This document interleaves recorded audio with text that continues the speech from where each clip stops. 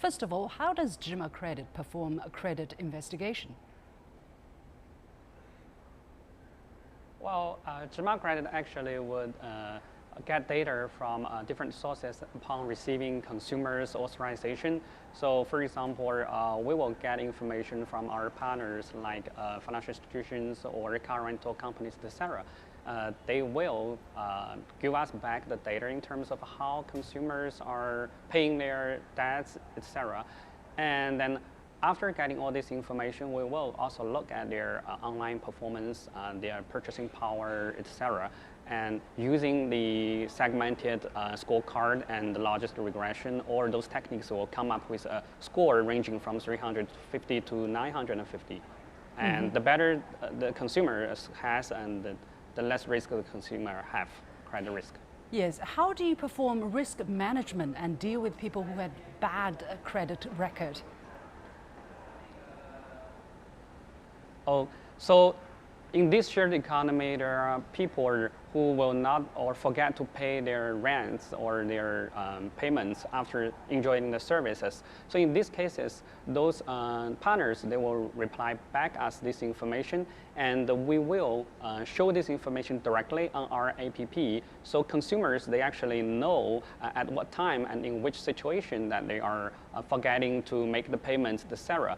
And this will definitely give a negative impact to their credit score. So in the future, they will have difficulty accessing to these kind of credit services. So when consumers actually make these payments later, this negative impact will actually be reduced gradually, but it will not be permanently reduced because the information could be carried on up until 5 years according to the law or regulations, etc. So this is really important for consumers to take it into mind that anytime they enjoy a credit service, they need to make payments on time, even like when they enjoyed a car rental service, deposit car rental services, or they rented a book from a library, they need to make payments on time. Don't forget to pay your bill. Now, finally, China's shared economy is developing exponentially. That's why there's urgent need for a credit rating system. Where are we in setting up the system, and what are the biggest challenges? Very briefly, please. Okay. So we all believe shared economy must be a trend for the next 10 years or 20 years, etc. But the key issue for shared economy is that data privacy is a very, very important thing for us to take into consideration. Because when people need to use these, for example, shared bicycles, they leave their information to these companies. So how to make sure this data could be protected without any difficulty of being leaked, etc., is a key thing for all the shared economy. So what we do is and the other thing is that when consumers need to put some money upfront to enjoy these services, from merchant side, these funds might be misappropriated, misused by these companies.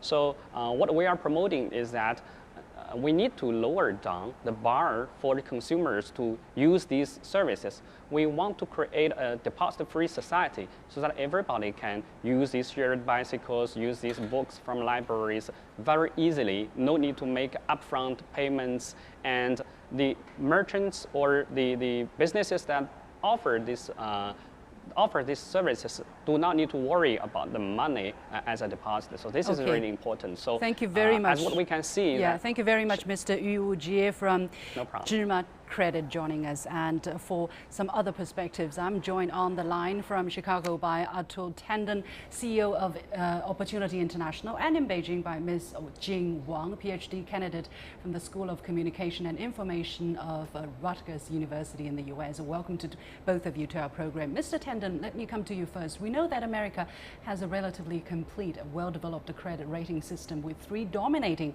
credit bureaus. They are Experian, Equifax, and TransUnion. Concerning the operational mode of these 3 companies, what can be used for China's reference, possibly? Shin, thank you for asking the question. You know, Opportunity International, we are a global nonprofit working over 23 countries, a network of 45 organizations, and we work directly providing microcredit solutions. to over 5 million clients in those countries. And our clients are mostly illiterate and are unbanked. So what we have learned about credit and providing them solutions, basically three things. One is that an individual needs the access to credit. Two is that credit alone is not sufficient. You want to give them tools and training, how to use money, how to use credit. And the third, I think probably the most important, which is what your previous expert is getting at, is how do we create trust in an economy, because that's what's needed in a social setting to give credit to each other. Yeah, I guess so what we have learned about creating trust is to have a small group and mutually reinforcing, collateralizing each other. Ms. Wang, are these experiences universal and which can be learned from China as well? I mean, we know that the United States have had a development of credit rating for over 100 years, and by now it has a relatively complete personal credit rating system. Now, Zhima Credit started this only last year. Already it participated in almost every aspect of Chinese people's lives. So, Ms. Wang, what special policy and special environment does it have here in China? Well, I think, first of all, thanks for inviting me here. Well, I think the state definitely has given the autonomy to the fintech companies on various industries, including the construction of credit system, not to mention the grand premise of Internet Plus to injecting web economy in multiple sectors, including the financial industries. And also in Chinese society, we have the large internet user space. So all these are quite good environment for the development of non-traditional credit system. Mr. Tandon, now early in 2015, the Central Bank of China has chosen 8 privately operated credit organizations as part of a pilot program, but as of now, none of these 8 have got a license. A major reason is their affiliation to big loan companies. How do you look at this phenomenon at this stage? Shin, what we have learned over the years operating in our 23 countries, all of them in the global south, is that we have to learn locally from the context that we operate in, what works most effectively in those contexts. And pretty much across the entire network, we've also learned is gathering credit, managing credit, and then using it to give credit, if you will, and tools and training to the poor. And we work very much with the very poor. Is best started in a nonprofit environment, and then as you scale, large corporations, and I'd say the government, have an important role to play in scaling this to the millions of people that you have in China. Ms. Wang, what is your take on the issue I mentioned just now? Why have none of these 8 privately operated loan companies haven't gotten a license yet from the Central Bank of China? Well, I think this kind of attitude by the state can be applied not only to the construction of credit system, but to many of other economic sectors that are related to development of internet. So it is kind of a highly professional area or domain for the states to figure out what are the specific policies or regulations that can be applied or properly applied to this sector. And but at the same time, the state also want to vibrate to rejuvenate the financial sector, given that the state-owned or controlled financial sectors seems to be too conservative and stagnant in many cases. Now, there are different models. For instance, America has a market-oriented credit rating system, while the French one is famous for its government-oriented approach, and there are other countries that are somewhere in between, for instance, Japan or Germany. What mode is likely to be used to build China's credit rating system, Ms. Wang? Well, first of all, I think we should remind ourselves that China right now is leading the fintech industries global-wide. As the article in 2017 article in the economics has demonstrated that China has taken half of the global fintech market. So probably instead of thinking what are the foreign models that can be applied in China, we could think about what are the endogenous models that we have developed in China can be applied worldwide.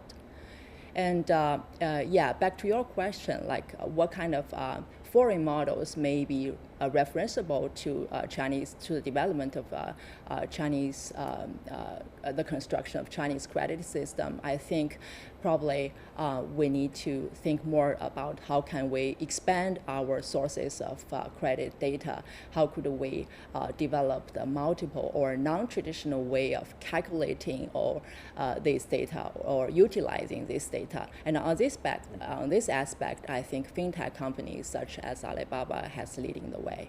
Mm-hmm.